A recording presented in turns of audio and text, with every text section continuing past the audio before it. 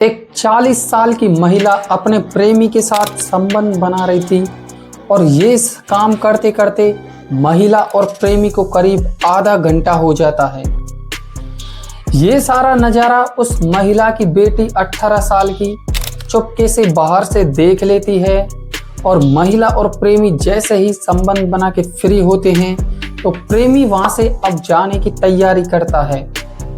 जैसे ही प्रेमी कमरे से बाहर निकलता है तो वो लड़की उस प्रेमी को रोक लेती है और उससे कहती है कि जो काम तुमने मेरी माँ के साथ किया है, क्या वो काम तुम मेरे साथ करना चाहोगे? ये सुनकर प्रेमी के होश उड़ जाते हैं और वो सोचने पे मजबूर हो जाता है कि आखिर कैसे ये लड़की अपनी माँ के सामने मुझसे ऐसी बातें कर रही है। लड़की अपनी माँ से जिद करते हुए कहती है कि माँ, इससे बोलो ना, जैसा इसने आपके साथ किया है वैसा ही ये मेरे साथ भी करे। महिला अपने प्रेमी से बोलती है कि अगर तुम इस मामले को ऐसे ही यहीं पे दबा के रखना चाहते हो तो जैसे जैसे ये लड़की बोलती है इसके साथ वैसा ही करना ठीक रहेगा। लड़की उस प्रेमी से बोलती है, अगर तुमने मेरे साथ ये काम नहीं किया तो मैं अपने पिताजी और अपने भाई को ये बातें बता दूंगी और इसके बाद अंजाम क्या होगा ये तुम खुद देख लेना। प्रेमी थोड़ा सा डर जाता है और सहम जाता है। फिर उसके बाद क्या प्रेमी भी लड़की की इच्छा पूरी कर देता है। अब यहाँ से आगे प्रेमी माँ और बेटी दोनों को अच्छी सर्विस देता है और उन दोनों की सेवा में लगा रहता है।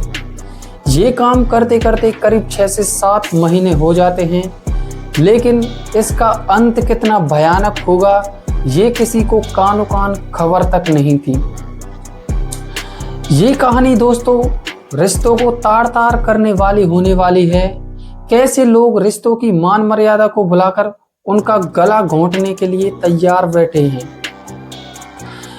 नमस्कार दोस्तों, मेरा नाम है IK और आप देख रहे हो क्राइम बैक स्टोरी। असल ये घटना शुरू होती है बिहार के भागलपुर जिले से, जहां पे 40 वर्ष की कल्पना अपने 2 बच्चे और पति के साथ खुशी खुशी अपनी जिंदगी को बिता रही थी। कल्पना अपने घर के बाहर एक होटल भी चलाती थी जिसको कल्पना की 18 वर्ष की लड़की और उसका पति विजय चलाता था। तीनों मिलकर दोस्तों उस होटल को चला रहे थे और कल्पना का सबसे छोटा लड़का बगल में ही एक परचून की दुकान पे काम किया करता था। कल्पना का होटल काफ़ी अच्छी तरीके से चल रहा था और कल्पना ने होटल की कमाई से एक अच्छा खासा पीछे घर भी बना रखा था। काफ़ी समय गुजर जाता है, होटल अच्छी तरीके से चलता रहता है। एक दिन रात के करीब 10:30 बजे एक पड़ोस के गांव का लड़का जिसका नाम दिनेश होता है, वो कहीं बाहर से आ रहा था और कल्पना की होटल पे जाके वहां पे रुक जाता है। जैसे ही वहां पे रुकता है तो उसकी नज़र सीधी कल्पना पे जाती है और ये देखने के बाद दोस्तों उसके होश उड़ जाते हैं और वो सोचने लगता है कि कितनी खूबसूरत और सुंदर महिला एक होटल को चला रही है। दिनेश वहाँ पे खाना खाता है और चाय पीता है और थोड़ी देर रुकता है और कल्पना को घूरते रहता है। जैसे ही दिनेश फ्री हो जाता है तो वहाँ से निकल जाता है और गांव जाने के बाद वो रात में कल्पना के बारे में सोचता है और वो सोचने लगता है कि कैसे भी इससे मेरी बात बन जाए तो मज़ा आ जाए। अब दोस्तों यहाँ से आगे दिनेश का उस होटल पे आना जाना लग जाता है। काफ़ी दिन गुजर जाते हैं। एक दिन दोस्तों दिनेश उस होटल पे जाता है और जाने के बाद देखता है कि वहाँ पे कल्पना और उसकी एक 18 साल की लड़की भावना है। कल्पना का पति विजय कहीं किसी काम से बाहर गया था और दिनेश को इसी दिन का इंतज़ार था। दिनेश इसी मौके की तलाश में था। दिनेश वहाँ जाके कल्पना को एक चाय का ऑर्डर दे देता है और जैसे ही कल्पना चाय बनाने लगती है तो कल्पना की लड़की किसी काम से अंदर चली जाती है। जैसे ही कल्पना दिनेश के लिए चाय लेके आती है तो दिनेश कल्पना का हाथ पकड़ लेता है और उससे कहता है, मैं काफ़ी दिन से इस होटल पे आ रहा हूँ और आपको नोटिस कर रहा हूँ। आप कितनी खूबसूरत और सुंदर हैं। मैं आपके साथ ज़िंदगी बिताना चाहता हूँ। ये सुनने के बाद कल्पना कहती है कि ऐसा तो कभी हो ही नहीं सकता। दिनेश कहता है, कोई बात नहीं, अगर ऐसा नहीं हो सकता तो हम चोरी छुपे मिल तो सकते हैं। कल्पना कहती है, मैं शादीशुदा हूँ, मैं तुम्हारे साथ ना तो ज़िंदगी बिता सकती हूँ ना ही और कुछ कर सकती हूँ। दिनेश कहता है, ये काम किसी को पता भी नहीं लगेगा, इस बात की आप टेंशन मत लो।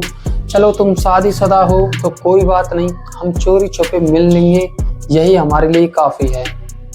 दिनेश कुछ बातें ही ऐसी कर रहा था कि कल्पना उन बातों के सामने टिक ही नहीं पाई और बड़ी आसानी से दिनेश को हाँ कह देती है।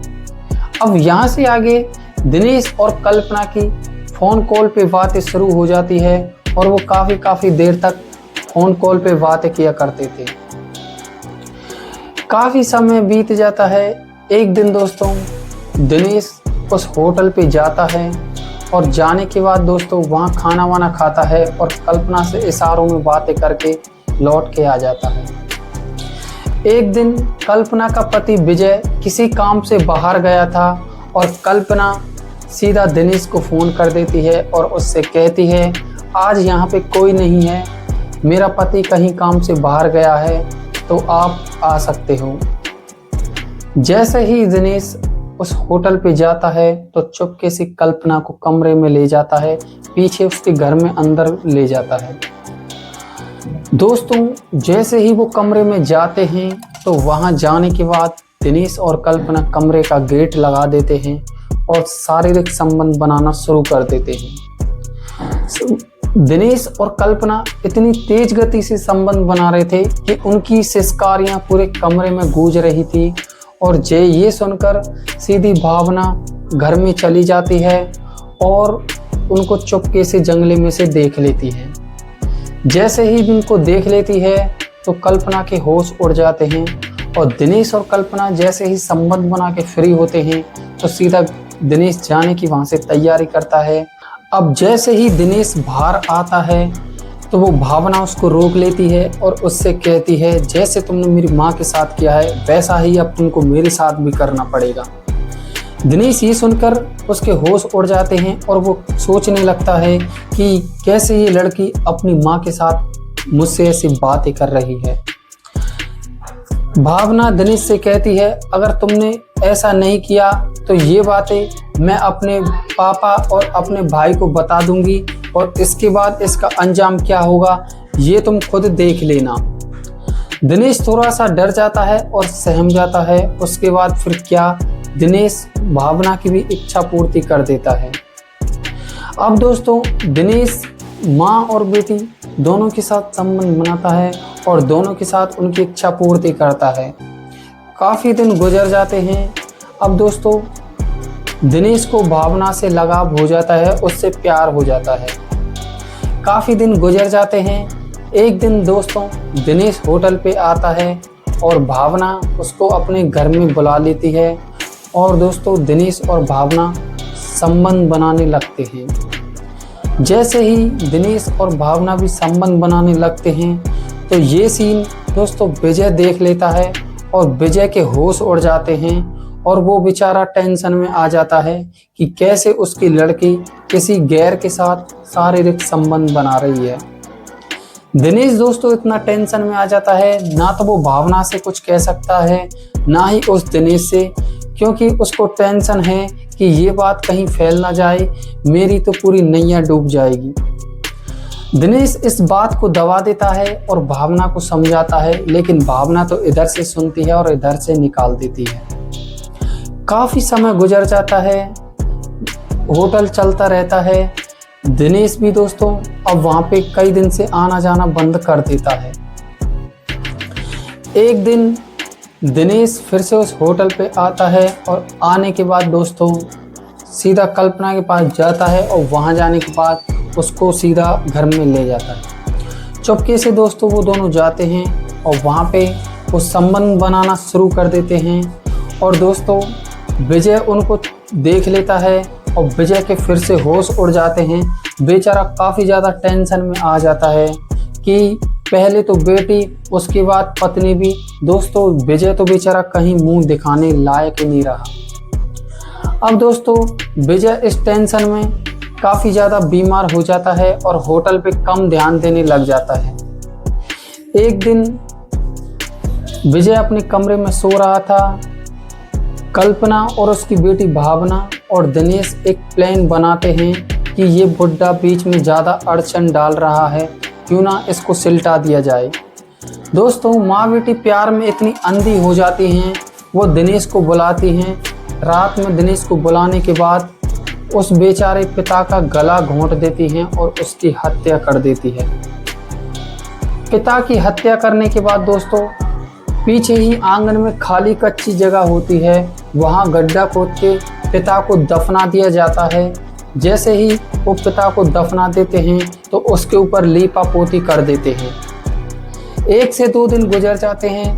कल्पना का छोटा बेटा कहता है कि माँ जी, पापा जी दिखाई नहीं दे रहे हैं इतने दिन से, क्या बात है। कल्पना और उसकी बेटी भावना उस बच्चे से कहती है कि लगता है पापा कहीं खो गए हैं, वो काफ़ी दिन से मिल नहीं रहे हैं। और इसी बात का हल्ला पूरे समाज में कर देते हैं कि काफ़ी दिन से विजय दिखाई नहीं दे रहे हैं। अब दोस्तों ये बातें आग की तरह पूरे मोहल्ले में फैल जाती है। विजय को ढूंढा जाता है। विजय को जैसे ही ढूंढा जाता है तो काफ़ी दिन हो जाते हैं, विजय मिलता नहीं है। अब यहाँ से आगे काफ़ी समय गुजर जाता है। विजय की लाश से दोस्तों धीरे धीरे बदबू आने लगती है और पूरे घर में धीरे धीरे बदबू फैल जाती है। एक पड़ोस का लड़का बदबू को सूंघ के उस घर में घुस जाता है और वहाँ जाके देखता है कि वहाँ आंगन में काफ़ी तेज बदबू आ रही है, और ये बात वो पूरे मोहल्ले में बता देता है। जैसे ही मोहल्ले के लोग घर में जाते हैं तो वो देखते हैं बदबू आ रही है, तो वहाँ पे दोस्तों पुलिस वालों को फ़ोन कर दिया जाता है और वहाँ खुदाई की जाती है। जैसे ही खुदाई की जाती है तो वहाँ पे एक सड़ी गड़ी लाश निकलती है और कल्पना और भावना को दोस्तों पड़ोसी वाले काफ़ी तेज पीटते हैं, और पीटने के बाद दोस्तों पुलिस उन्हें अरेस्ट कर लेती है। तब उनसे पूरी कहानी पूछी जाती है। वो दोनों पूरी कहानी बताते हैं, और जैसे ही कहानी बताते हैं तो दिनेश को उससे घर से उठा लिया जाता है। उसे भी दोस्तों अरेस्ट कर लिया जाता है और तीनों का रिमांड लिया जाता है। जैसे ही तीनों का रिमांड लिया जाता है तो सारा मामला खुलासा हो जाता है।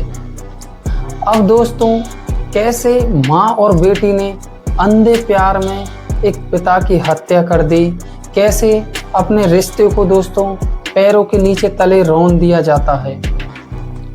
दोस्तों ये कहानी सुनाना हमारा मकसद किसी व्यक्ति, किसी परिवार या किसी समाज को ठेस पहुंचाना नहीं है। हमारा मकसद ओनली आपको जागरूक करना है कि कैसे समाज में कैसी कैसी घटनाएं घटती रहती हैं।